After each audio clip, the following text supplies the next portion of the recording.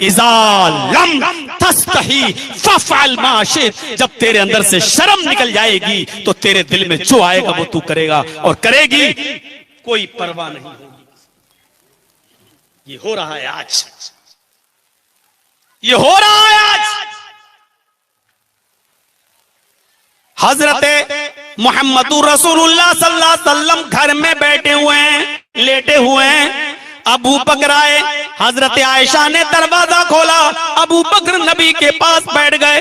थोड़ी देर के बाद उमर आए, अबू बकर ने दरवाजा खोला, उमर भी नबी के पास आकर बैठ गए। थोड़ी देर के बाद उस्मान आए, दरवाजा खटखटाया, उमर ने पूछा कौन? अंदर से बाहर से आवाज आई उस्मान।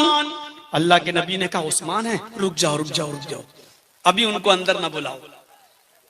आप लेटे थे, बैठ गए, अपनी लुंगी सीधी की, आपने उसको नीचे तक, लुंगी को नीचे तक समेट लिया, ऐसे करके नीचे तक, और बैठ गए। और चूंकि आप खुली हुई लुंगी पहनते थे, हम लोग तो गोल कर लेते हैं, बीच से सिल लेते हैं, वो खुली हुई लुंगी उस जमाने में चलती थी, तो इस लुंगी का हिस्सा इस लुंगी पर ऐसे डाल लिया और पैर फैला लिए और बिल्कुल कपड़ा चारों तरफ लुंगी अपने पैरों तक पहुंचा दिया। और उसके बाद जब बैठ गए, उठ गए, लेटे थे बैठ गए, आपने उसके बाद बुलाया।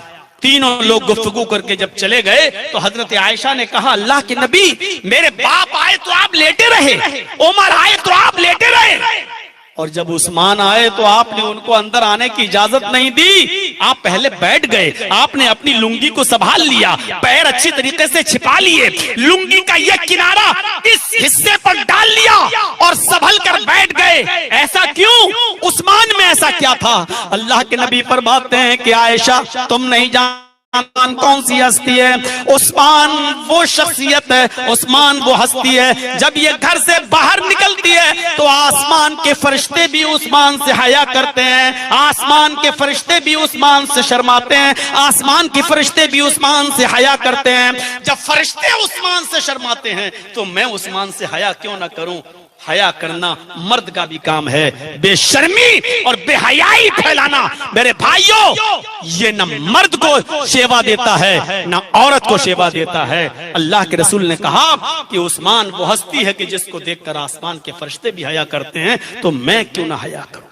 हाँ, औरतों के ऊपर ये जिम्मेदारी ज्यादा आयद होती है, औरतों में शर्म ज्यादा